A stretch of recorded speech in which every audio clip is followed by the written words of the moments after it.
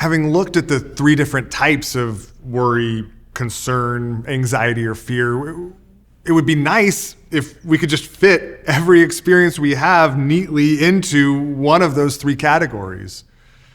But unfortunately, our human bodies, our minds, and our souls are much more complex than that.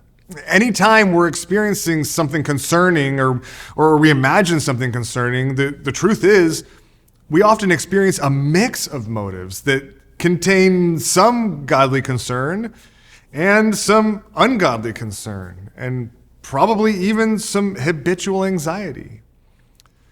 The suffering we experience from having fallen bodies and our physiological responses, they spiral together with the sin in our hearts.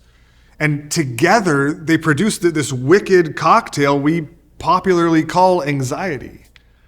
But mixed in there with this devious cocktail is also some measure of appropriate godly concern.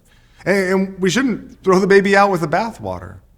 Right? The problem is we want a simple solution. We want to hear people express their concern and be able to mark it with a stamp of approval. Or we want to hear people express their concern and we want to just simply call it sin. But this kind of simplistic evaluation doesn't reflect the reality of the complexity of the human heart. And this kind of simplistic evaluation doesn't help anyone actually become more like Jesus. See, fear, anxiety, worry, concern, they're complex experiences. And the best way we can begin to help those around us is to take the time to consider the various ways their emotions are being fueled by a fallen body that responds automatically, by a fallen heart that clings to control and self-preservation, and by a God-transformed heart that is, in part, captivated by the love of God and has a deep love for others.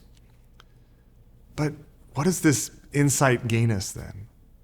Well, see, these distinctions only benefit us if there's hope for our fallen bodies and our fallen hearts. Now, apart from Christ, our insight would have to stop here.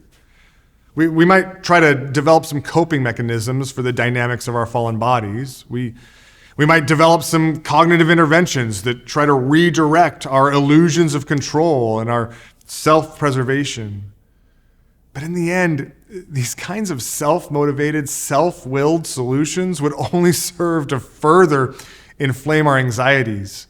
This is why people get anxious about becoming anxious, because they can't bring true peace. But thanks be to God that we've been given true hope and spiritual power in Christ.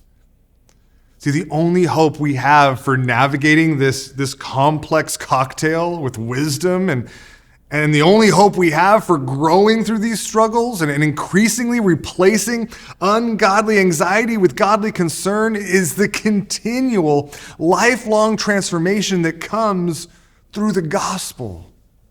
Jesus came to transform our fallen hearts and redeem our fallen bodies. And as we're going to see, the gospel speaks powerfully and precisely to the complex battles with worry, fear, and anxiety that we all experience.